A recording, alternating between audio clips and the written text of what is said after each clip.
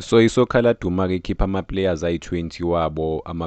players of the season potentially ozoyiwina ukuthi ubani yabona nayi top 20 yabo njengoba sesibonile ke during the season ukuthi ama-front runners we-players of the season uRibeiro we-Sundowns uRille Mofokeng but-ke abanye-ke baza emuva kunabo yabo but-ke asibabale labantu laba bakhona kuma-potential ukuthi bangawina i-player of the season under isokhala duma but bavulela amalona ama-fans ukuthi akwazi ukuvota so uRille Mofokeng we-Orlando Pirates one of the front runners wama-player of the season and then uThabo Molosane lona odlalela iStellenbosch naye ukhona and then Mamelodi Sundowns star player ke uRibeiro ukhona laphana siyabona noTshepang Moremi ukhona Titus ukhona noKeletso Magalwa noChipe Zeze noHotho noReyners noMakhawula noSipho Shane no-Alende uNdamane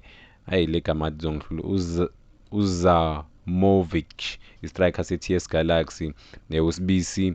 middle fielder e-Orlando Pirates uMbatha uNkaki uBasadin lona-ke weStellenbosch uSibiya and then bayivala ngalo mfana weChippa United una 25 ofunwa e-Orlando Pirates kuthiwa uSinoxolo Kwayiba angazi ukuthi nina bafowethu ngicabanga ukuthi ubani potential ongaba player of the season ku-PSL kulonyaka ngoba sibabonile abafana bazimisela abaningi futhi laba beStellenbosch nje iStellenbosch maningi ngaba ama-superstars khona ama-player good obonayo ukuthi isizini mayiphela bazohamba impela kuStellenbosch mawubheka i-team yabo uBanza ke khona nokuba khona lana kuyabonakala ukuthi akhona ama-player good ku-PSL i-competition i-very tight but mawubheka yonke le list legcwele ama-player Orlando Pirates neMamelodi Sundowns nyana yabo nabo-ke abeStellenbosch bakhona sibone one waku-TS Galaxy so yeah akuzoba nzima kakhulu for lawo ma-player lawa amanye I think for bona just le nomination lena ibalulekile important for bona but ngeke bayiwine because ama-players abhekiwe lana uReyners no uRibeiro noRille Mofokeng these are two potential ukuthi kuzoba yibo ama-best players of the season singamkhohlwa uSipho Shane lo Orlando Pirates ngaba i-goalkeeper of the season ngoba ngendlela avimbe ngayo this season yabo umsebenzi ka-Alende ke siyawubona mkhulu kakhulu angazi ukuthi uTebogo Mokoena why bangamfakanga kule top 20 yakhona cause uMokoena siyazi ukuthi yabo i-core nanokuthi kuMamelodi Sundowns uyobhalansa izinto lapha esiswini o-make sure ukuthi yabona i-team stable nanokuthi mayidlala namanye ama-team yakwazi ukubhalansa lapha esiswini protect ama-defender ede energy yakhe ne-aggression uyakwazi impela ukugijima nalo ibhola nando ukuliprotecta nje akanaso ispeed ngaleyo ndlela but uyakwazi ukuprotect ibhola nokuprotect i-defense nanoku-eda leyo aggression and then anike u-Alende i-free role yokuthi aye phambili but i-structure nje under Michael Cardoso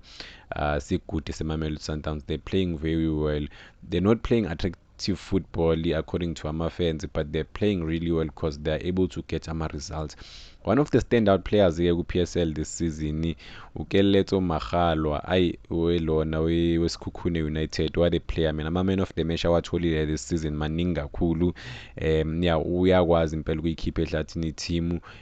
ukuyilwela i-contribution yakhe sonke siyayibona Makhawula Orlando Pirates semdala impela but i-energy ne-aggression anayo lapha esiswini uyakwazi ukusiza i-team noHotho naye yabona i-energy yakhe ukubhalansa lapho nalapho and then uChipe Zeze ugoalkeeper weMagesi ayenzi kahle beziyibhedela up until-ke kufika ucoach omusha and then u-eda something Spark Chipe Zeze is one of the standout players for iMagesi that is why athola le nomination lena yakhona ayitholayo Sibisi I don't think uSibisi as a defender uyaqualify kuba lana but